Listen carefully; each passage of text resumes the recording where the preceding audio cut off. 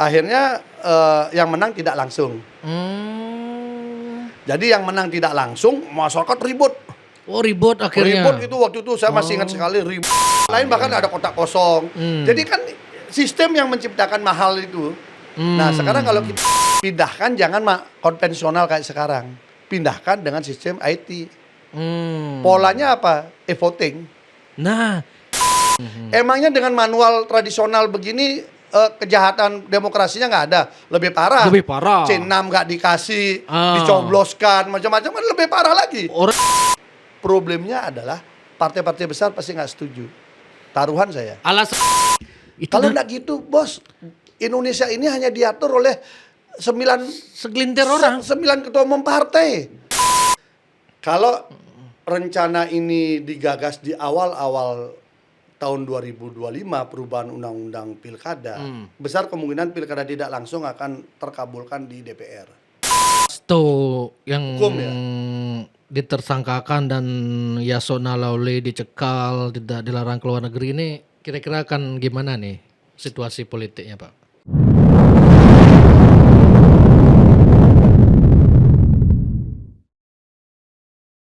Om Swastiastu. Om Swastiastu. Harus lain ya. Apa? Akhir tahun soalnya. Oh gitu. Menjelang akhir tahun dan awal tahun. Awal tahun. Gitu, Pak. Tiba-tiba Akhir tahun menjelang awal tahun. akhir tahun menjelang awal tahun yang benar. Itu Oke. yang benar, ya. Ya, ini mendadak ada kejutan nih, Pak. Ini Sekjen PDIP jadi tersangka, terus yang lebih sebelumnya statement Pak Prabowo berkata pilkada mahal. Yang menang aja wajahnya cemberut, apalagi yang kalah. Gitu. Negara lain sudah efisien nih gitu. Nah, yang bacalah kemarin Pak Pasek Suardike ada juga bikin status mengenai ini. Berarti sudah lama nih sebenarnya, Pak ya. Kalau Ini gimana nih, Pak, dinamika ceritanya, pilkada Pak? langsung tidak langsung udah lama dan hampir setiap pembahasan soal pilkada selalu muncul Setelah pilkada dan sebelum pilkada dari itu ya. pasca reformasi ya. Karena kalau dulu kan sebelum reformasi kan memang di DPRD. Kemudian masuk reformasi, masih di DPRD sempat. Lalu akhirnya dilihat banyaknya penyimpangan, banyaknya istilahnya hanya oligarki saja berkuasa. Jadi penentuan siapa menjadi kepala daerah, pemimpin di daerah itu ditentukan oleh pusat, bukan oleh daerah. Sementara waktu reformasi ini kan semangatnya otonomi daerah. Otonomi daerah itu artinya daerah menentukan nasibnya sendiri. Berarti kan tidak hanya kebijakan saja, dari orang pun harus daerah kan itu. Nah, itu tarik menarik akhirnya muncullah ide pilkada langsung. Oke. Nah, ketika pilkada langsung berjalan ini dengan segala hiruk pikuk seperti sekarang, nah sekarang muncul lagi tentang pilkada tidak langsung. Jadi ini memang masih bolak-balik terus perdebatannya. Semua ada plus minus. Tapi kan kita harus hierarkikan dari konstitusi dulu kalau kita mau bicara itu. Sebelum jatuh pada pilihan yang mana kayak gitu. Konstitusinya gimana? Jadi kalau dari konstitusi kita itu kan jelas negara ini dicanangkan yang berdaulat itu rakyat. Pasal 1 ayat 2 itu kedaulatan negara itu ada di tangan rakyat. Dan diatur dalam undang-undang dasar. Oke. Gitu. Jadi kedaulatan siapa yang berdaulat di negara ini adalah rakyat.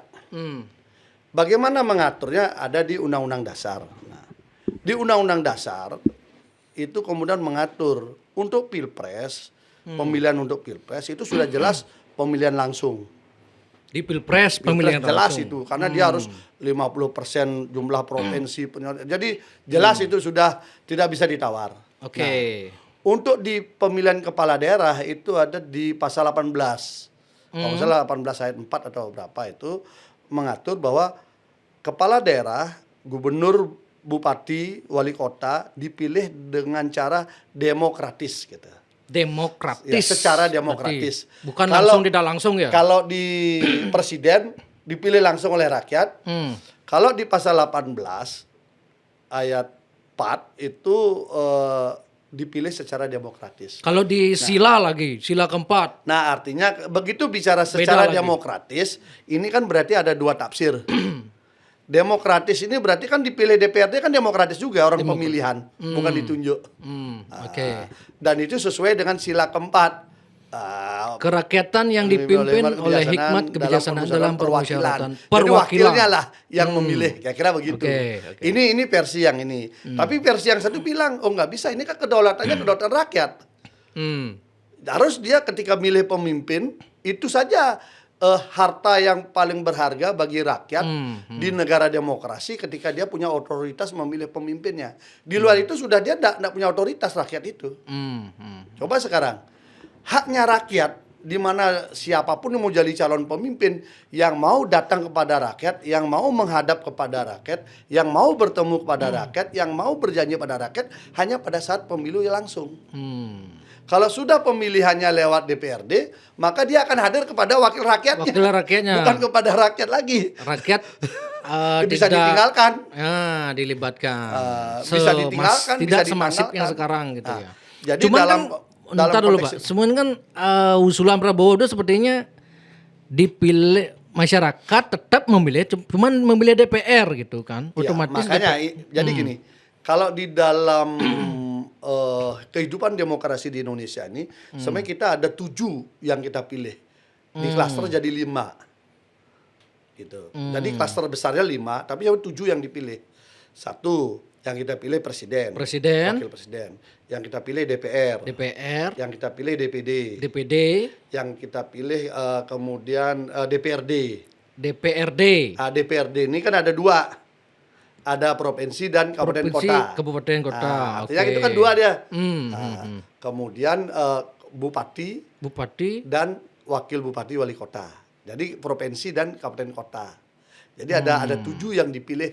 Rakyat itu sebagai negara demokrasi dia punya 7 pilihan yang untuk menentukan pemimpinnya. Nah, kalau ini kemudian diambil 4, jadi kan bupati dengan gubernur, jadi dipilih kan gubernur dan bupati diambil dia.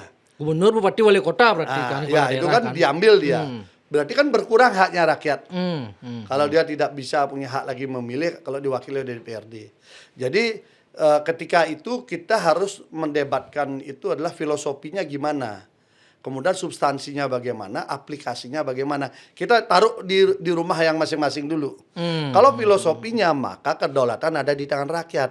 Maka tidak ada alasan itu diwakili oleh wakil rakyatnya.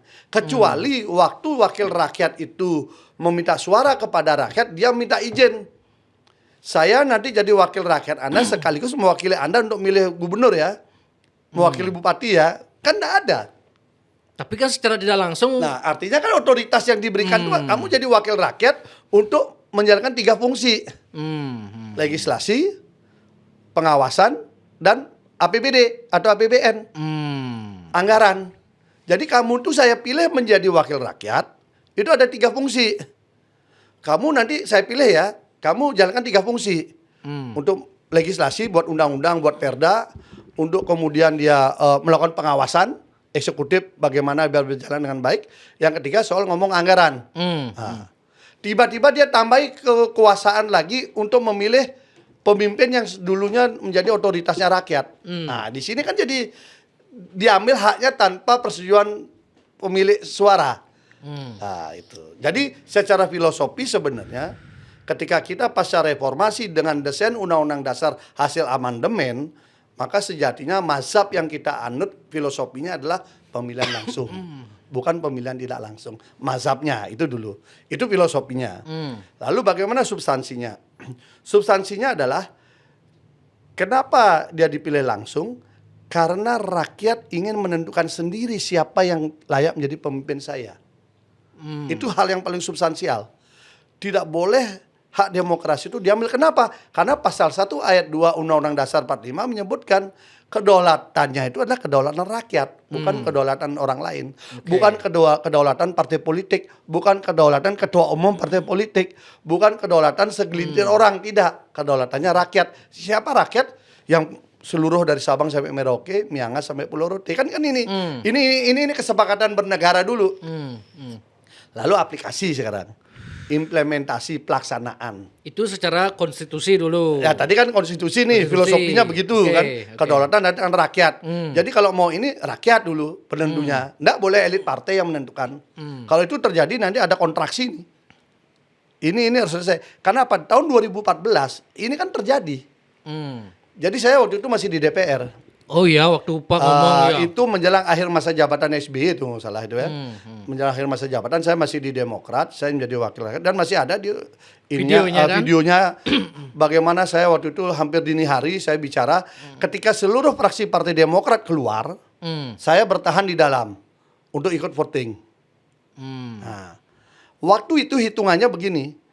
Demokrat itu mengajukan opsi ketiga dari 2 opsi yang sudah disepakati. Gitu. Opsi yang sudah disepakati apa? 1 pemilihan langsung, 2 pemilihan tidak langsung dipilih lewat DPRD. Nah, kemudian Demokrat mengeluarkan opsi baru di hari itu waktu di paripurna dengan 10 persyaratan. Intinya langsung dengan 10 persyaratan yang tidak mungkin dilaksanakan hari itu kan. Nah, akhirnya itu cara jalan tengah permainan Demokrat waktu itu untuk dia tidak masuk ke kiri dan tidak masuk kanan. Kenapa begitu? Karena sejatinya pemerintahannya waktu itu mengusulkan tidak langsung. RUU-nya tidak langsung. Dari SBY? RUU-nya tidak langsung dengan desain pilgubnya dipilih DPRD dipilih langsung dan DPRD kabupaten kotanya dipilih oleh DPRD. Maksudnya, jadi pemilih maksudnya wali kota bupatinya dipilih oleh DPRD, gubernurnya dipilih langsung. Gitu. Masyarakat. Masyarakat. Itu desainnya. Desain Lalu di dari dalam perdebatan terjadi hanya mengklaster jadi 2. Jadi itu dilepas di pansus, dibahas kemudian pecah menjadi 2. Nah, dari 2 ini kemudian adalah langsung atau tidak langsung. Nah, saya masih ingat sekali yang langsung waktu itu tuh adalah PDIP, Oh, yang PKB, mau milih langsung. ya, Oke. dan Hanura. PDIP, PKB dan Hanura. Oke. Yang lain tuh tidak langsung. Wih, berarti Gerindra, Golkar PAN, itu. P3, Golkar semua tuh tidak langsung. Demokrat juga. Demokrat juga. Oke. Lalu muncul LSM semua gerakan masyarakat sipil ini memberontak lah. Istilahnya ini haknya rakyat kok mau diambil kamu ambil lah. Karena hitungannya pasti menang nih. Akhirnya Demokrat mendengarkan aspirasi itu kemudian bergeserlah dia ke kanan. Makanya SBY waktu itu Akhirnya mengarahkan ke pemilihan langsung. Walaupun draftnya begitu, tapi ketika diarahkan ke sini terjadi perdebatan, tetapi pindah ke kanan tambah 10 persyaratan. Kan tidak mungkin selesai hari itu. Nah, akhirnya karena itu kemudian mereka disuruh walk out. Kalau tidak walk out, itu nanti hitungannya selisih sedikit sekali. Hanya belasan suara saja kalau ini full datang ya anggotanya ya. Full datang hanya belasan suara saja menang yang langsung. Kalau Demokrat pindah. Tetapi karena Demokrat pindah walk out, tinggal saya 6 orang aja orang Demokrat.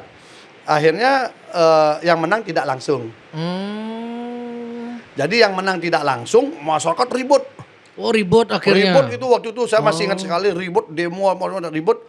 Kemudian keluarlah undang-undang itu, Pak SBY pulang dari Amerika, kemudian menandatangani undang-undang itu, undang-undang Perpu ya? Undang-undang dulu. Undang-undang 22 tahun 2014 tentang pemilihan kepala daerah tidak langsung. Jadi pemilihan kepala daerah tidak langsung karena menang di DPR kan? Sudah menang di DPR sehingga muncul undang-undang itu. Ini kan harus diundangkan. Karena perintah undang-undang pembentukan perundang-undangan, presiden harus mengesahkan undang-undang yang sudah disetujui oleh DPR dengan pemerintah. Nah, ketika dia sudah diundangkan, dalam selisih 3 hari dikeluarkan Perpu.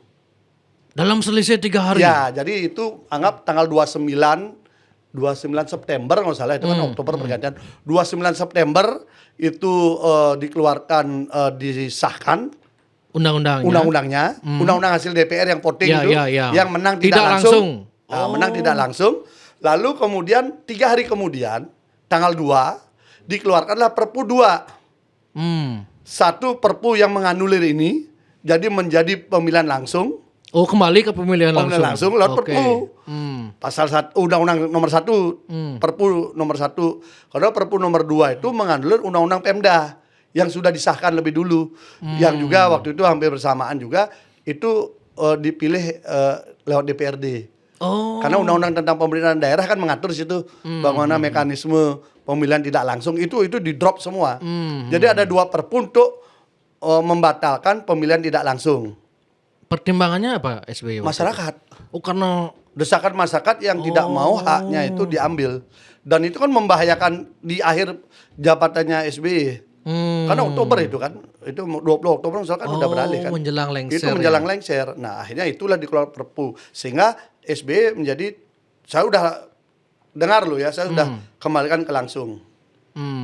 Makanya kemudian pilkada berikutnya langsung pemilihan langsung sampai hari ini. Nah, Hari ini muncul lagi wacana, saya tidak tahu apakah nuansa yang dulu akan terjadi lagi atau tidak. nah sebelum ke sana, sebelum ke hari ini, menariknya dulu apa kemudian pertimbangan Pak SBY beliau ingin mengubah yang langsung jadi tidak langsung itu? Karena dianggap terlalu banyak masalah dan beberapa daerah kan sampai perang, ribut, kebakaran dan sebagainya. Jadi belum dewasa kita berpolitik secara langsung, ya kira gitulah. Banyak problem, kemudian banyak biaya tinggi, banyak semua nih problem nih. Relatif sama lah dengan Ya alasan sama. Prabowo gitu Jadi ya. alasannya hampir sama gitu. Biaya tinggi, charter partai, apalagi kemarin kan lebih mahal lagi. Tren untuk mengambil kotak kosong dan sebagainya kan itu. Mahar gitu Ya ya. itu dah. Nah akhirnya ini kan lah kalau gitu dibuat tidak langsung aja. Tapi ini kan dapat kontraksi kuat. Nah saya waktu sidang paripurna itu di pagi hari, itu kan dini hari saya bicara tuh. Di pagi hari saya sudah sempat juga bicara. Saya menawarkan solusi yang agak berbeda. Tapi sebagai anggota personal. Saya waktu itu bicara bahwa untuk jalan tengahnya lebih baik DPRD tetap dia bisa memilih, tetapi hanya memilih calon gubernur. Kenapa harus gubernur dipilih oleh DPRD provinsi? Itu saya bilang argumentasi. Karena gubernur ini menyandang 2, sebagai kepala daerah dan juga kepanjangan tangan pusat di daerah. Sehingga jalan tengahnya adalah karena dia harus dipilih secara demokratis, maka jalan tengahnya adalah dipilih di DPRD aja. Kan? Itu satu. Untuk kabupaten kota tetap pemilihan langsung. Kenapa pemilihan langsung? Karena otonomi daerah kita ini ada di kabupaten kota. Namanya otonomi daerah berarti pelayanan pembangunan itu adalah ada di kabupaten kota. Sehingga masyarakat harus mengenal pemimpinnya, tidak droppingan dari pusat datang mimpin dia. Nah, maka rakyatlah yang memimpin, maka otonomi daerah nyambung dia. Spirit otonomi daerah dengan ini kan nyambung. Nah, itu sebenarnya, tetapi kan karena personal nggak kuat kan. Demokrat aja malam harinya menawarkan 10 pilihan itu juga mental gitu, apalagi saya pribadi kan. Habis itu akhirnya dini hari voting.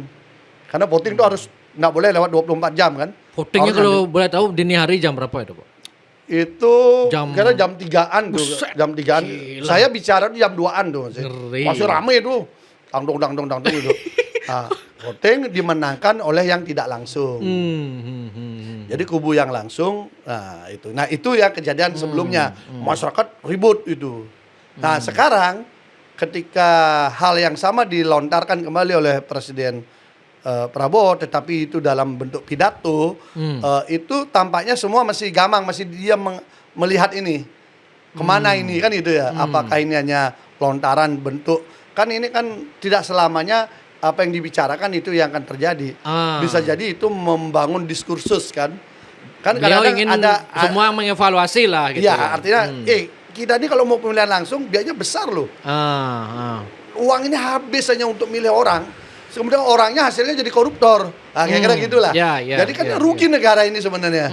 Orang-orang baik jadi tidak baik akhirnya produknya kan itu. Karena sistem yang tidak baik. Gimana kalau balik ke DPRD aja kan kira-kira begitu kontraksinya. Nah, karena mau nggak mau memang sistem kita yang memang membuat semua seperti itu. Iya, makanya kalau kita analisa, misalnya kita jawab begini.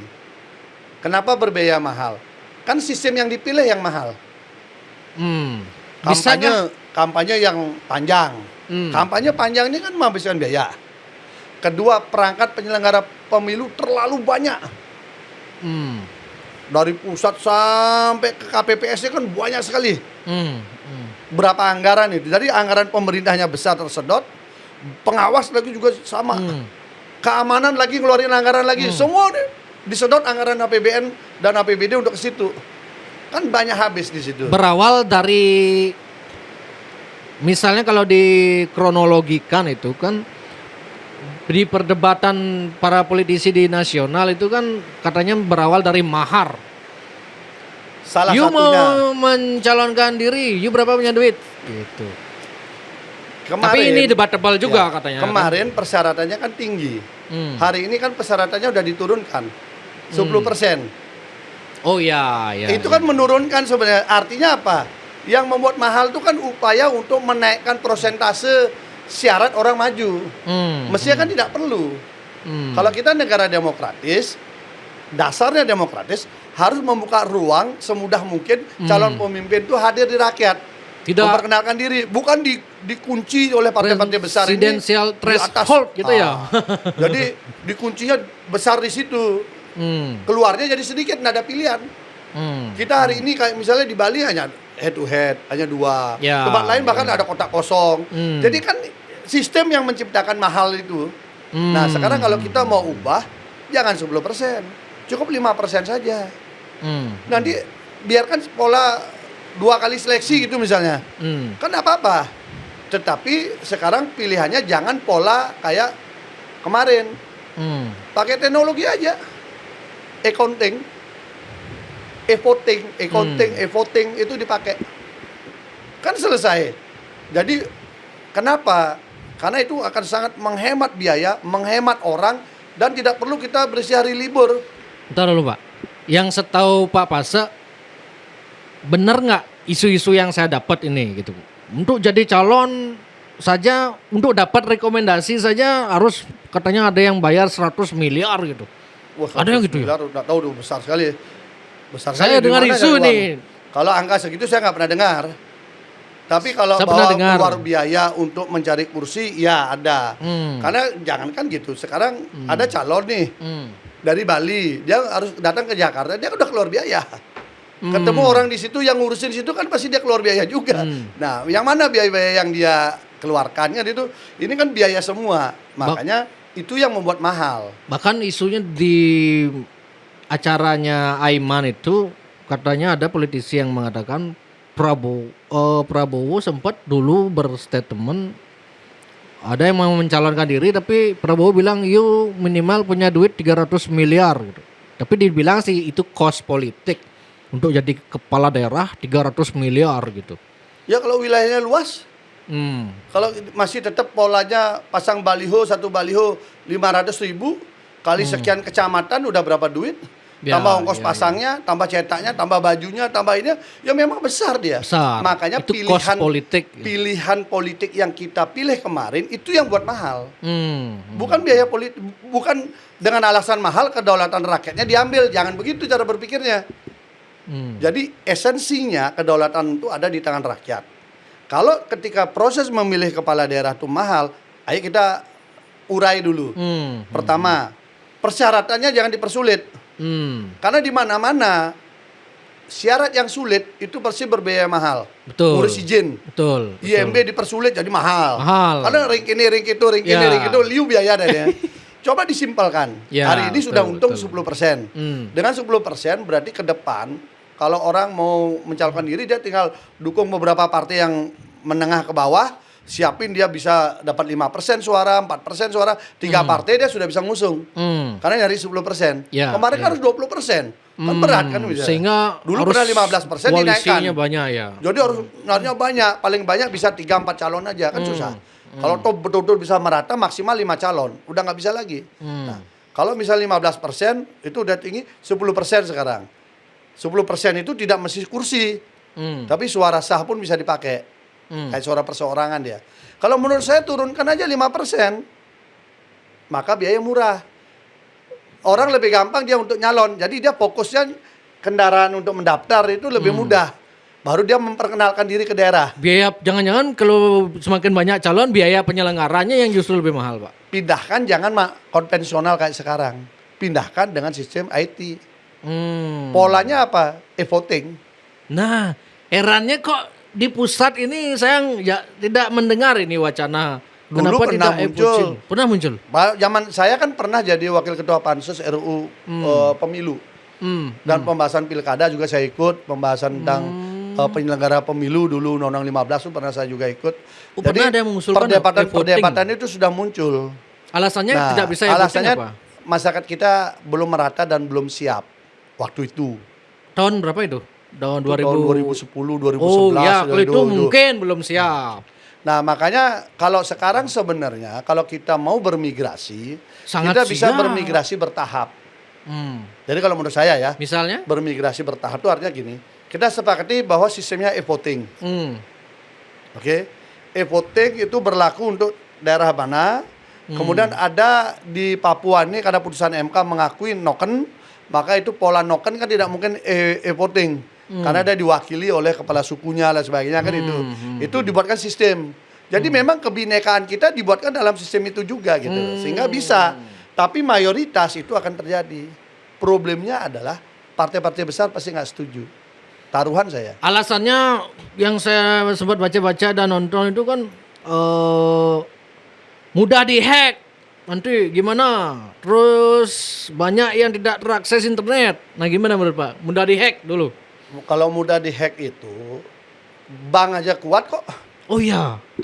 Kalau memang mudah dihack dengan Nggak usah pesan tiket Traveloka sekarang bisa. Duit kita yang di BCA, BNI. Artinya itu bisa.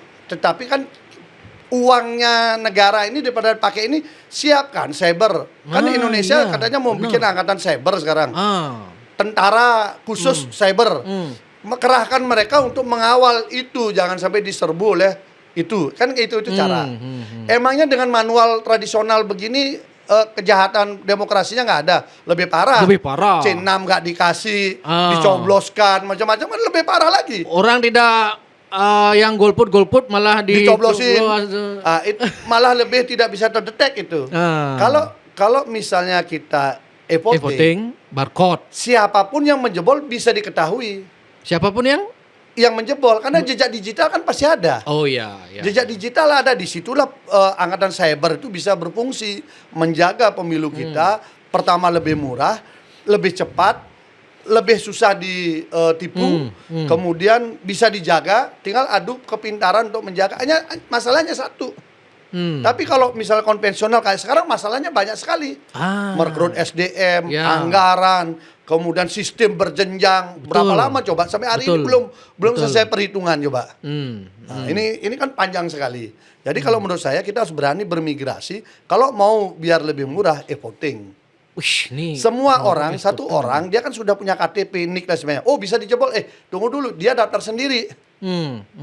Dia masuk dalam DPT, dari DPT itu dia masuk. Lalu dia akan ditanya macam-macam kan di situ kan, identitas pribadi dia biar dimasukkan di situ. Ketika connect orang tua, ibu siapa, ibu kandung, kayak kita di bank lah. Kan selesai dia kan, selesai itu keluar barcode. Barcode itulah C6-nya dia. Kan nggak usah lagi ada formulir C6, habisin kertas saja. Kalau pemilihnya 150 juta, 170 juta kan 175 juta kertas. Ini selesai dengan barcode. Nah itu dah makanya. Barcode ini kemudian dipakai untuk mendaftar ketika akan mencoblos. Tinggal spare waktunya. Misalnya mencoblos 8 jam atau 10 jam. Ya sudah dari jam berapa open. Masuk semua. Tak tutup dia. Biaya murah hari itu juga langsung keluar. Tinggal ketika hari itu keluar, dikasih partai-partai politik ataupun juga kandidat untuk mengecek hasil itu berdasarkan kemampuan masing-masing cyber. Ada temuan enggak penyimpangan, dia tinggal buktikan. Karena jejak digitalnya kan ada. Betul. Jadi ketika itu sudah kita dapat, maka alasan pilkada itu mahal kemudian harus diambil alih oleh oligarki lagi, itu tidak ada lagi. Kalau enggak gitu, Bos, Indonesia ini hanya diatur oleh segelintir orang. 9 ketua umum partai. Hanya 1%. Kita punya 9 naga aja udah pusing di bidang ekonomi, di bidang politik ada 9 ketua umum partai. Nah itu. Kedaulatan rakyatnya nggak ada. Nah itu. Sementara kekayaan rakyat hanya tinggal itu. Saya teringat jadinya kalau sama aplikasi ojol ini kan, masa pemerintah Indonesia dikalahkan. Kalau memang aplikasi ojol ini kita pesan makan udah nyasar itu kalau memang dihack. Makanya sebenarnya kita pesan mau kemana itu udah. Pengalaman saya itulah. Partai-partai besar tidak mau. Oh berarti kenapa tidak bisa voting gitu? partai besar Yang yang nggak tidak mau. mau. Alasan mereka tidak mau partai Ya besar. karena itu udah alasan masyarakat belum siap dan sebagainya. Tapi intinya saya paham lah. Karena Intinya mereka permainan politik mendapatkan suara sah dengan cara tidak sah itu sangat besar bagi partai penguasa. penguasa. Tapi kalau rakyat itu kan tidak lagi ditakuti, tidak lagi diancam kayak yang video yang bendesa adat ngancam. Kalau yang berbeda tidak akan dilayani urusan adat kan tidak ada lagi. Karena mereka cukup di rumahnya sendiri udah milih. Nggak ada yang tahu. Kalau voting baru benar-benar lubar itu baru bisa Iya ya. kan bebas dia. Oh iya ya. Langsung benar-benar. dia. Tinggal pengamanan itu saja. Angkatan Cyber segera dibentuk. Anak-anak muda kita hebat-hebat. Jadi kan dia pasukan khusus menjaga ininya itu. Udah, dia kerja, dia lacak ada yang mau nyerang serbu siapa itu? Siapkan undang-undangnya. Bila perlu undang-undangnya itu hukuman mati bagi perusak demokrasi. Hukuman mati bagi yang Perusak menghack. demokrasi, iya. Yang Jangan ketahuan. ancamannya Oh, sederhana. Kenapa? Dengan begitu, ini politisi ini kan tidak semua bisa main IT. Betul, betul. Tidak semua bisa, tapi dia kan hire orang. Yang hire ini kan takut. Aku nanti hukuman mati, Ya. nggak mending saya nggak jadi kerjaan itu. Ya. Bahkan ada politisi di Bali yang sampai sekarang tidak punya medsos pribadi. Nah, nah, artinya apa? Tidak semua politisi yang punya kemampuan IT tinggi gitu loh. Nah, jadi para adik-adik kita yang pintar-pintar ini kita sosialisasikan. Kalau kamu mengambil orderan itu hukuman mati loh nanti kamu. Kan takut dia. Artinya kedaulatan rakyat akan terjaga. Nah minimal jauh lebih aman dibandingkan yang konvensional hari ini. Konvensional hari ini orang nggak berani milih, butuh diancam nggak dilayani, kawin yang sing ayah ini mati sing bangegong, kan kacau yang begitu. Itu yang di Bali, belum lagi tempat-tempat lain. Berarti kalau saya mendengar juga wacana di pusat tuh kemahalan juga di tingkat penyelenggara gitu. Maksudnya Iya, gimana? kalau dikurangi, sekarang kan penyelenggara ini biayanya kan 5 tahun harus dibiayai. Ada tidak ada pemilu, tidak ada pilpres, tidak ada ini kan tetap dibiayai. Ini yang berbiaya mahal. Sekarang dulu biaya pusat, sekarang kan sampai kabupaten. Nah ini kan ada KPU, ada Bawaslu, kan ada 2 perangkat. Ini kan biaya juga, operasional kantornya apa. Nah kalau dengan pola itu mungkin karena undang-undang dasar kita nasional tetap mandiri gitu. Jadi komisi penyelenggara pemilu itu bersifat nasional tetap mandiri. Ini kata-kata di undang-undang dasar. Berarti nasional tetap mandiri, ya pusat tetap ada. Paling tidak kalau kita mau aman tingkat provinsi ada gitu loh. Untuk menjaga aset dan sebagainya itu tingkat provinsi saya kira cukup. Sehingga biaya bisa dihemat sekian tahun kita geser untuk makan siang bergizi lah untuk anak-anak misalnya kan gitu. Tetapi kalau kita alasan pilkada mahal kemudian diubah semua, kemudian menjadi tidak langsung, ini saya kira perlu diskusi yang lebih dalam. Konspirasinya, karena filosofinya agak nggak kena.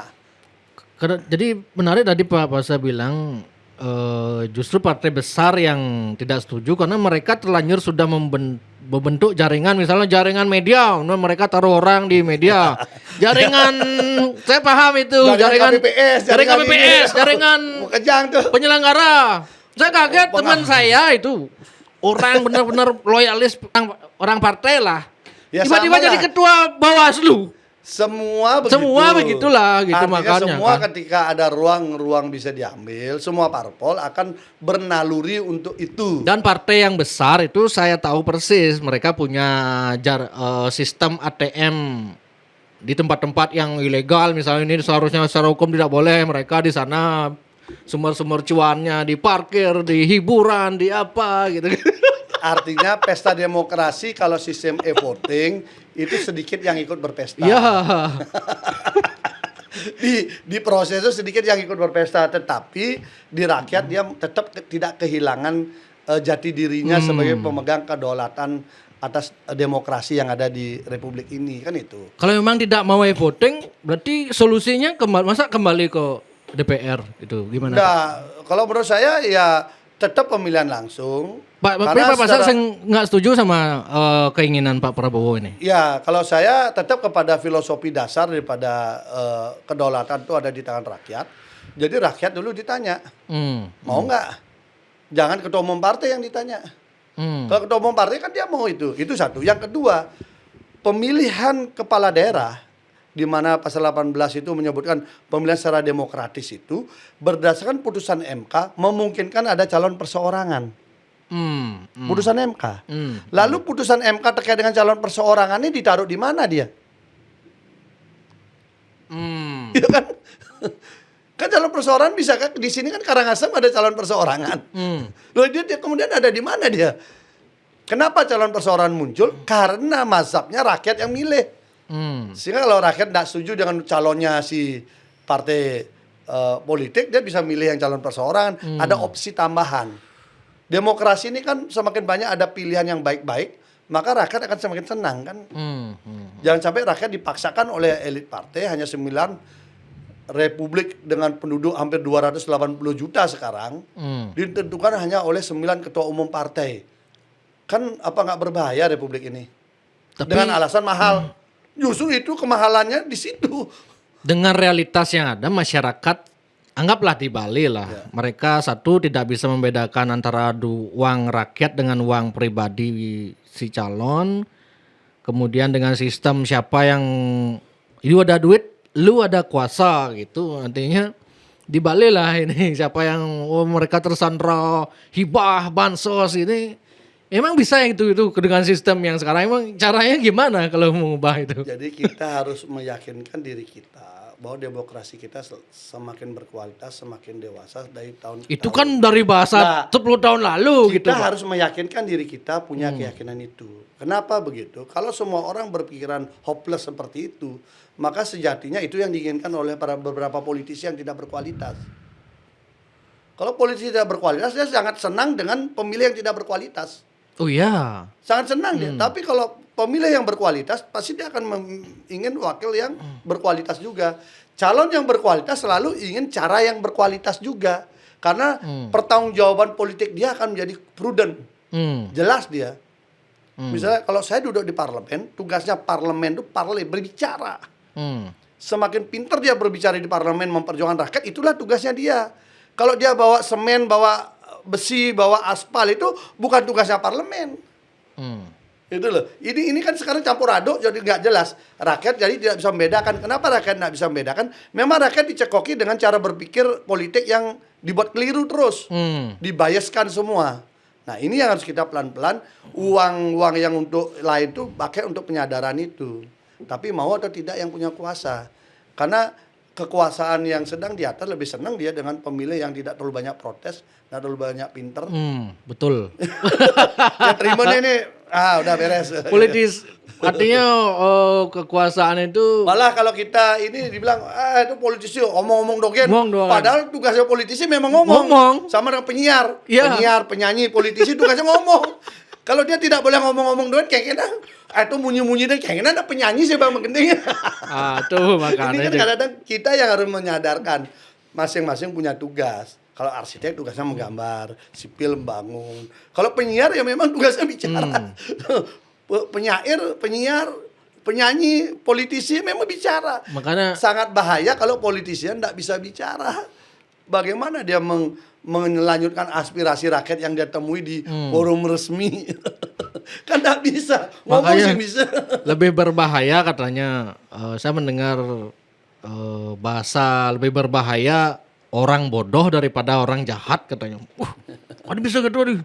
Ya karena kalau dia bodoh, kalau dia pintar nggak akan ada orang jahat gitu katanya. Ya sana gitu. Ya itu ini. Tapi kan tetap ini dalam konteks wacana demokrasi, dialektika ini penting dibangun. Untuk menyadarkan kita bagaimana sebenarnya esensi demokrasi. Termasuk menyadarkan si calon, menyadarkan partai politik, menyadarkan rakyat. Bagaimana kita bisa mencari pemimpin dengan biaya yang jauh lebih murah. Karena semakin murah biaya mencari pemimpin, pasti pemimpinnya lebih berkualitas. Karena dia tidak terlalu banyak ikatan-ikatan kepada siapapun. Ya, dan tidak banyak memikirkan kos yang habis gitu katanya kan. Zaman dulu Bung Karno, Bung Hatta jadi presiden kan enggak pakai uang, pakai perjuangan, pakai pemikiran. Berarti bagusan yang dulu berarti dong. Nah, iya. Kenapa Pak masa nggak setuju kembali yang dulu kalau emang bagusnya yang dulu? Nah, Bung Karno ini kan dipilih. Oh di Bung Karno, Bung Hatta ini dia kan tidak pakai uang, tapi dia pakai pemikiran. Pemimpin-pemimpin kita dulu itu kan berdebatnya kan berdebat pemikiran. Supomo, Muhammad Yamin, Natsir, ya Ali Sosroamidjojo, semualah para pendahulu kita ini ketika bicara bangsa dan negara kan berdebat, berdiskusi. Kalau sekarang ini kan kalau orang diskusi kan dibilang omong-omong dogen. Buktinya mana? Udah omong-omong dogen kan begitu.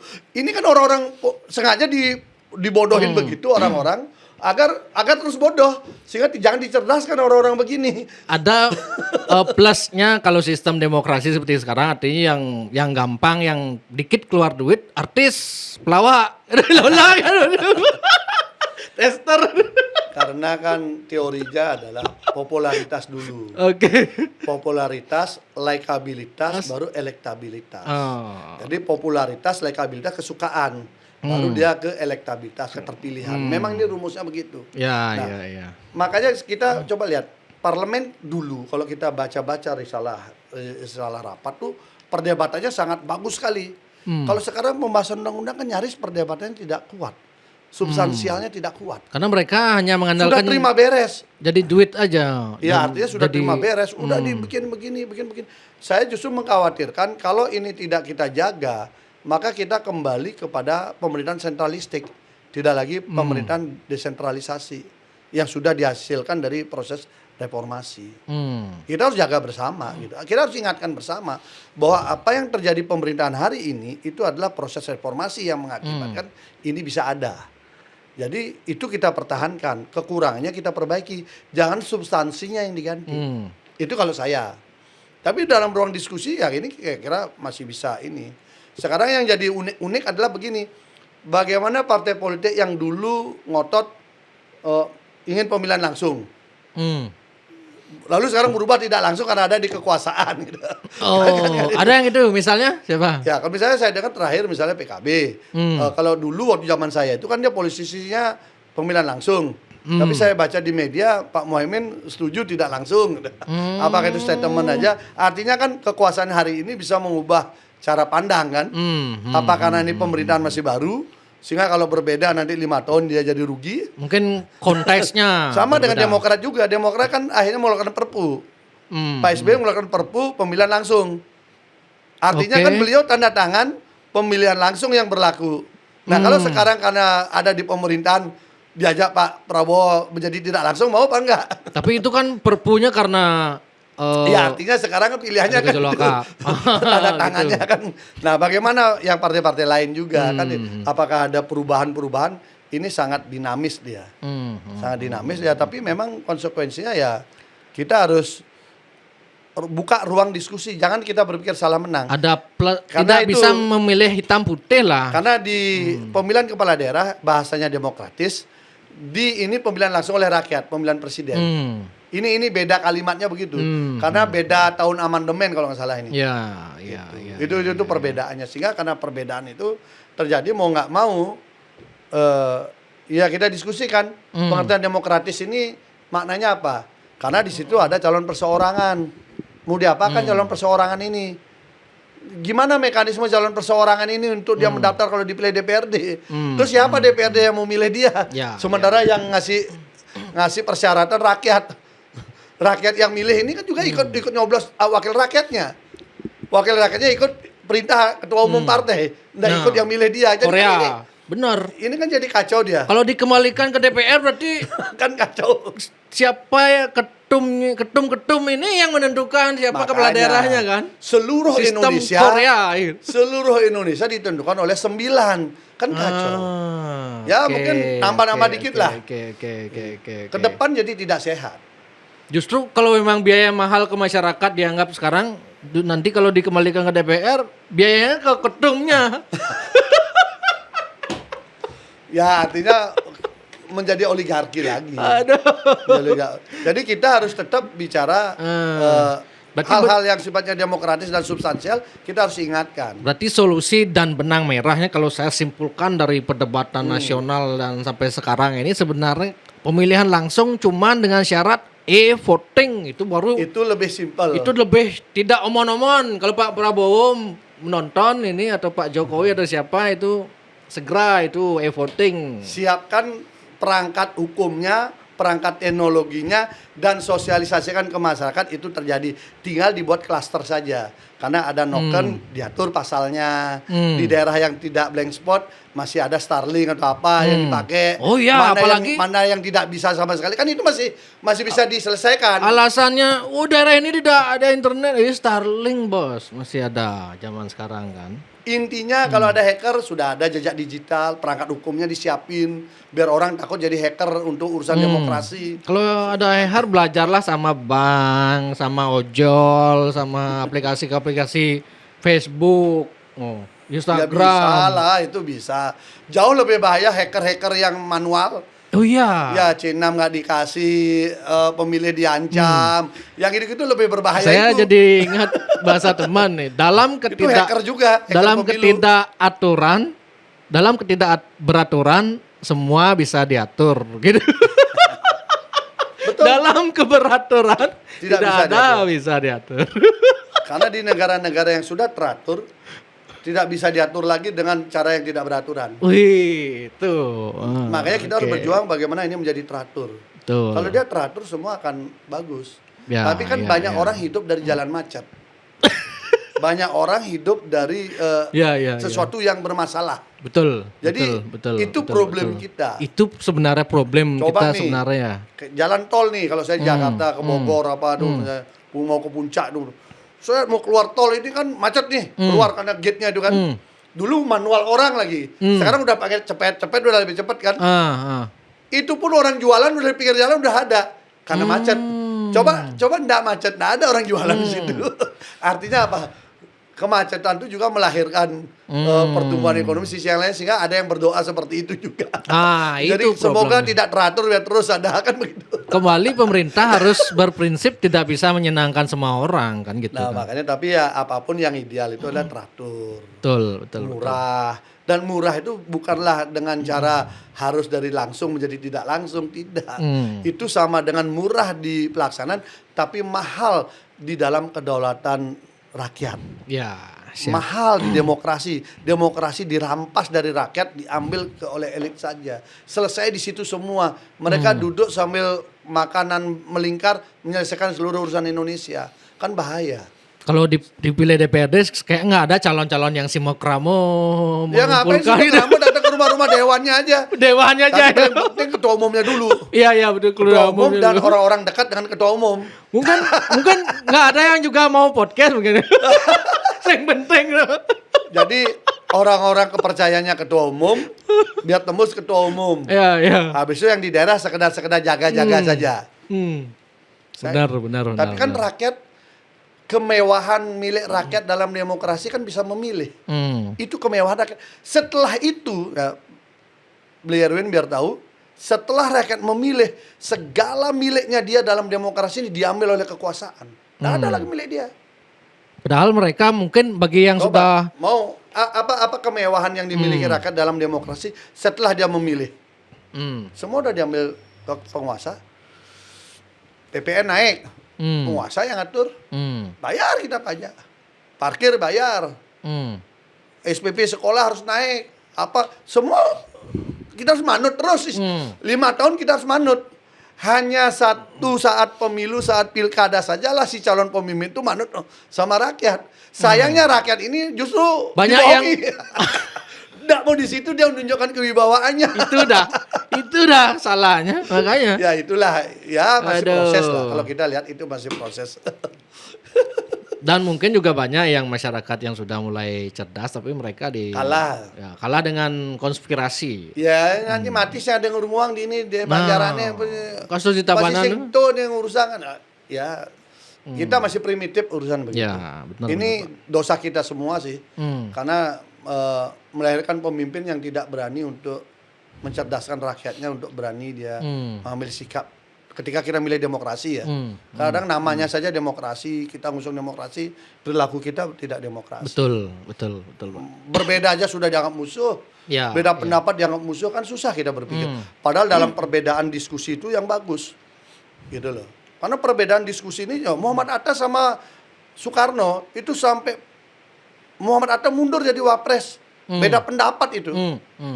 Kan keras berarti. Sekarang mana ada wapres mundur karena beda pendapat? Nggak ada. Zaman Soekarno Hatta itu terjadi. Tetapi ketika Hatta kawin, Soekarno yang ngurus. Kan Hatta kan tidak kawin. Karena Hatta tuh bersumpah. Selama Indonesia belum merdeka, dia tidak akan kawin. Nah, kemudian dia jadi merdeka Indonesia, dia jadi wakil presiden dan sebagainya, bla bla bla bla bla. Ternyata tadi perbedaan pendapat dengan Soekarno sama-sama keras. Hatta memilih mundur sebagai wakil presiden. Di mundurnya dia sebagai wakil presiden, hubungan pribadi dia tetap bagus. Nah, kenapa kita nggak belajar begini? Saya beda pendapat, tapi secara pribadi kita baik. Lalu apa yang terjadi? Hatta kawin, yang ngurusin Soekarno. Ini kan contoh-contoh bagaimana berpolitik yang zaman dulu sangat berkualitas. Karena itu pemimpin kita zaman dulu itu diakui dunia. Karena kualitasnya memang bagus gitu loh. Kualitasnya nggak kaleng-kaleng lah. Coba sekarang kita ke Uni Soviet, Rusia itu. Bung Karno luar biasa pengaruhnya. Uzbekistan apa, waduh di situ udah jangan bilang. Kalau Anda bilang dari Indonesia di Uzbekistan itu udah luar biasa penghormatannya. Karena ingat Soekarno. Berkat Soekarno dia gini kan sebuah titik spiritual di situ karena terkait dengan apa namanya pencetus hadis di situ yang ditemukan itu hanya menjadi pusat ekonomi baru hari ini oleh Uzbekistan. Itu berkat Bung Karno juga. Ada Masjid Biru di Rusia, di Saint Peters itu juga berkat Bung Karno. Jadi diplomasinya sangat luar biasa dia. Belum lagi di Yugoslavia yang hari ini pecah kan. Zaman-zaman itu jadi luar biasa. Belanda jangan tanya lah sudah. Jadi pemimpin kita begitu kuat dia pengaruhnya sampai keluar karena dia memang prosesnya menjadi pemimpin di dalam negeri itu memang kualitatif dia. Kalau sekarang kan enggak. Primitif sedikit insentif kan begitu. Insentif cuan. Jadi kan memang ya mau nggak mau kita harus mendukung ke arah yang tetap yang lebih baik lah. Betul. Harus kita itu. Dengan cara mundur belum tentu lebih baik kan gitu. Dan ini perdebatan ini di tahun 2025 nanti masih rame nih. Masih ya? Kalau rencana ini digagas di awal-awal tahun 2025 perubahan undang-undang pilkada, besar kemungkinan pilkada tidak langsung akan terkabulkan di DPR. Tetapi kalau 2 tahun menjelang pemilu, ada setahun menjelang pemilu baru akan perubahan undang-undang pilkada, itu rasanya akan berubah. Misalnya nanti kan 2029, kalau misalnya 2028 baru 2027 tidak akan bisa. Akan rame. Rame karena semua partai politik kembali mencari kedaulatan rakyat. Kalau hari ini ikut kekuasaan dulu. Karena kuenya panjang 5 tahun. Ini bacaan. Kalau Pak Pasha melihatnya bau-bau kemana nih gitu? Kalau dia dianggap serius maka dia akan didorong di awal tahun. Awal tahun. Oke. Kalau Prabowo serius dia akan dorong awal tahun. Gampang tuh partai-partai nurut. Apalagi waktu Prabowo ini kita sudah semua partai di sini. Gimana kalau kita sahkan saja? Tapi itu akan menjadi perdebatan juga, akan diuji juga ke MK. Karena apa? Karena alasan filosofi dan substansial tadi yang saya bilang itu. Bagaimana nasib calon perseorangan yang sudah diputuskan oleh MK dan norma itu sudah diakui dipakai gitu. Gimana nasibnya? Gimana ngaturnya dengan dipilih DPRD? Persyaratannya lewat DPRD semua. Itu perseorangan beda jalurnya. Harus diatur. Aja ini jadi batu sandungan bagi desain undang-undang pilkada nanti. Itu yang rame kalau di 2025. Soal Hasto yang Hukum, ya? ditersangkakan dan Yasona Lawli dicekal, tidak dilarang keluar negeri ini kira-kira akan gimana nih situasi politiknya Pak? Jadi gini loh, kalau kasus hukumnya kita nanti lihat di sidang. Saya yakin ini sidangnya kan terbuka untuk umum, pasti bisa disiarkan langsung. Ini menurut saya akan disiarkan langsung. Di situ akan muncul alat-alat bukti kedua belah pihak. Banyak kebuka yang itu maka buka-bukaan terjadi di sana. Oke. Kedua belah pihak lah. Kalau saya sih lebih baik kasus ini segera saja ke sidang, yang terlalu lama digoreng di. Kalau memang alat buktinya kan gini, kasus ini kan bukan kasus baru. Sebenarnya udah lama kan? Kasus lama karena buronan, jadi buron hilang sehingga tidak tuntas kan gitu. Sekarang proses penuntasannya. Jadi ya sudah dorong aja cepat ke sidang. Kita mau lihat. Kenapa? Karena ini bukan kasus murni baru. Dia kan tinggal menggabungkan putusan-putusan yang sudah ada. Ya. Ditambah pasal 21 yang disebut obstruction of justice itu tinggal dibawa, dorong. Di sidang kita tonton mana sih yang benar. Kalau ternyata itu ada kriminalisasi, itu akan muncul di persidangan, akan kelihatan di persidangan. Dan itu udahlah, nasib KPK sudah di end. Tapi kalau sebaliknya, menjadi pertanyaan juga KPK yang lama ngapain saja? Nah, kenapa dibiarkan mengambang sekian lama? Padahal sudah kan diusulkan tersangka 2020, tapi nah kok artinya gitu didiamkan? kemana saja kan itu. Nah. Dan ini saya kira tidak akan berhenti di situ kalau menurut saya. Ini akan ada saling belah antar kekuatan itu karena apa? Masing-masing pegang kartu truf. Kan tidak semua bersih. Ini kan bukanlah berhadapan orang Antara yang bersih bersih dan melawan tidak bersih. orang yang jahat, bukan. Ini orang yang punya timbangan, sama-sama ada kelebihan, sama-sama ada kekurangan, sama-sama ada putihnya, sama-sama ada hitamnya. Ini bisa saling belah ini antar ini kekuatan. Tapi menariknya politik. kemarin ada ketua DPP PDIP menyatakan mendukung 12% itu setelah Hasto di ini. Apakah ada kaitannya ini? Yang sebelumnya menolak PPN itu. PPN itu sebenarnya naiknya 1%. Oh iya benar. Bukan 12%. Naiknya 1%. Dan itu sudah diputuskan berdasarkan jenjang. Kenapa waktu 10 jadi 11 tidak ada yang protes? Kenapa 11 jadi 12 baru protes? Menurut Pak kenapa? Ya karena kan momentum politik Momentum yang harus politik, bisa. ya. Jadi jangan sampai menjadi kristalisasi kekuasaan sekarang begitu bagus sehingga dia bisa terpilih lagi untuk 5 tahun berikutnya. Maka tugas-tugas oposisi adalah mengkritisi. Jangan sampai dia kuat sempurna menjadi pemimpin sehingga bisa naik lagi sekali dengan mudahnya sehingga jatah untuk memimpin ini kalah. Ya, Jadi harus dikritis. Tapi biarkan, inilah demokrasi. Hanya kan problemnya jejak digitalnya adalah yang mengkritisi ini adalah orang yang mengesahkan itu. Justru PDI katanya.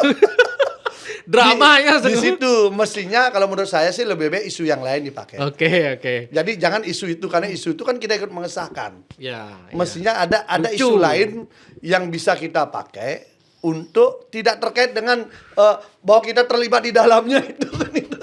Cari isu lain masih banyak. Nah, itulah pola kritisi dan itu harus ada dan kita harus terbiasa.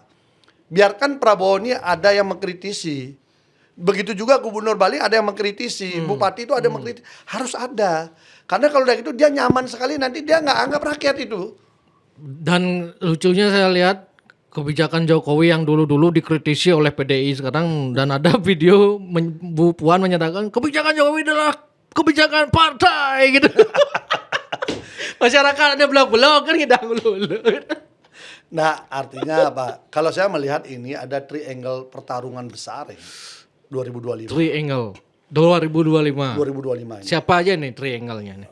Mega satu sisi. Mega, Jokowi dan Prabowo. Wih. Jadi tiga ini siapa akan menjadi lokomotif utama di dalam permainan ini. Prabowo punya kans paling besar karena dia sekaligus memegang tampuk kekuasaan. Oke. Tetapi jangan kalah, Mega ini berpengalaman di bidang oposisi. 10 Zaman tahun SBY ya. kelelahan bener dia menghadapi oposisinya ala PDIP gitu. Saya mengalami betul bagaimana kita menjadi salah satu yang harus menangkis berbagai serangan itu. Semua sisi bisa dilakukan dan mereka punya kader-kader yang tangguh untuk sebagai striker, sayap murni, sayap kiri, sayap kanan, pokoknya bagus lah. Oke. Ini Mega punya kemampuan itu. Nah, yang menarik yang dulu saya bilang, Jokowi ini juga profil yang nggak bisa dipandang remeh, walaupun dia tidak punya partai hari ini, walaupun dia tidak presiden hari ini, tapi dia masih bisa memainkan kartu. Nah ini menurut saya akan terjadi pertarungan yang cukup panjang ini. Dan kalau mereka selesai dengan kompromi, cepat damai. Tapi kalau tidak selesai dengan kompromi, maka ini saling tebas. Wih, sampai 2029. Sampai 2029. Oke, siap. Makanya ini akan ada dinamika. Jadi kalau toh hari ini pembukanya Hasto dikasih kado akhir tahun, bisa jadi awal tahun nanti ada kado yang berbeda hasil desakan sini. Maka instrumen penegak hukum ini adalah aparatur yang paling penting mengelola kemana arah politik. Penegak hukum. Penegak berarti. hukumnya jadinya. Oke. Karena paling gampang menjatuhkan orang adalah lewat jalur hukum. Betul. Mau orang tidak bersalah, masukkan di jalur hukum, habis dia. Habis. Kayak Anas dah. Harun Maningrum kan habis dengan jalur hukum. Karena jalur politik kalah terus kan. Karena masyarakat masih menganggap Asal ini sudah dihukum, salah. ada kebijakan penetapan gini berarti salah. Padahal banyak sekali hakim juga mengambil putusan salah kan. Nah, tetapi itulah yang akan terjadi di tahun 2025. Jadi siapa yang jadi jaksa agung, siapa jadi kapolri, itu akan menentukan kekuasaan yang termasuk ketua MK. Ini jaring-jaring ketua Mahkamah Agung. Semua jaring-jaring yang terkait dengan hukum ini akan memegang peranan penting kemana pertarungan politik 2025. Oke. Itu kira-kira menurut saya. Siap. Karena pembukanya sudah dibuka oleh Sekjen PDIP. Sekjen PDIP loh. Partai pemenang loh. Walaupun sekarang posisi semi oposisi. Karena sebenarnya puannya kan juga cukup bagus hubungannya kan. Dan ini PDIP akan kongres. Ya, Sebelum kongres Jokowi sudah dikeluarkan. Jokowi apakah diam saja? Kita nggak tahu juga, ini manusia agak misteri juga permainannya nih. Dan saya melihat Jokowi ini punya permainan politik yang banyak yang tidak ada dalam referensi buku. Oke. Dalam buku-buku politik. Artinya kalau kita baca-baca buku politik itu kan ini yang dimainkan Jokowi ini, kalau dibilang Machiavelli tidak. Kalau dibilang Mussolini tidak. Kalau dibilang gaya Nelson Mandela enggak juga. Dia punya ciri khas permainan yang sulit kita tebak. Makanya banyak yang ingin meneliti katanya di luar negeri kan. Saya pun tertarik kalau ingin bikin bukunya gitu loh. Karena ada beberapa catatan saya yang cukup menarik. Misalnya dia itu orang yang bisa memimpin Indonesia dari bawah tanpa memegang otoritas partai politik. Tetapi dia bisa memegang partai politik. Dalam kekuasaan 5 tahun terpilih. Kemudian terpilih lagi. Dia dua-duanya tidak pegang itu partai. Itu kan luar biasa. Kalau dulu SBY, JK-nya bertarung dengan Akbar Tanjung, tapi kan JK-nya dapat Golkar. Dulunya dikeluarkan dari Golkar karena Wiranto yang didukung oleh Golkar. Tapi begitu dia jadi wakil presiden, dia kan ambil Golkar. Jadi ketua umum Golkar. Jadi pegang juga SBY, pegang partai. Jadi semua mungkin Jokowi tidak. Itu Kalau sekarang Gerindra kan Prabowo pegang Gerindra. Mungkin itu Mega pegang itu, PKB pegang Gus Dur. Jadi semua megang. Mungkin itu pertimbangan Jokowi tidak mau jadi ketum Golkar biar saya tetap dipandang misterius gitu. Makanya pertarungan triangle ini akan sangat menarik. Dan di situ kalau saya yakin ini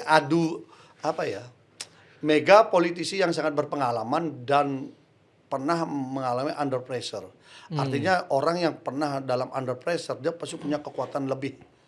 Ibarat Kopassus latihan itu pasti mempunyai lebih. Prabowo juga pemimpin yang sudah terlatih dalam kepemimpinan modern dan berkali-kali kalah dan dia bisa mengambil hikmah atas kekalahan itu, kemudian dia sekarang memimpin.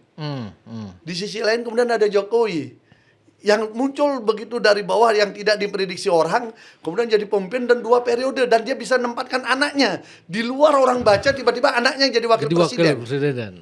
Dan ini semua bisa, apapun bisa terjadi dalam kekuasaan seperti itu. Makanya ini akan sangat menarik pertarungannya di tiga tombak ini. Kemana ini arahnya? Yang mana kepada siapa ini? Ini kan karena tidak mungkin Mega dengan Jokowi nyatu. Oh itu udah ada nggak mungkin ya? Kan Dendam ya sendiri, mungkin ya. kalau Mega seperti apa? Mega sama SBY aja sapaan nggak mau. Sampai Taufik Kimas bolak-balik kan tetap juga nggak mau gitu loh. Hari itu aja tidak mau, apalagi sekelas Jokowi yang dianggap dari pekerja partai, petugas partai, kemudian ngelangkahi dia kan. Ini kan pasti lebih luka. Tetapi Mega nggak ada masalah dengan Prabowo. Prabowo nggak ada masalah dengan Mega, nggak ada masalah dengan Jokowi. Tapi Prabowo harus ngatur semua. Tapi ini bertarung, ini kan susah.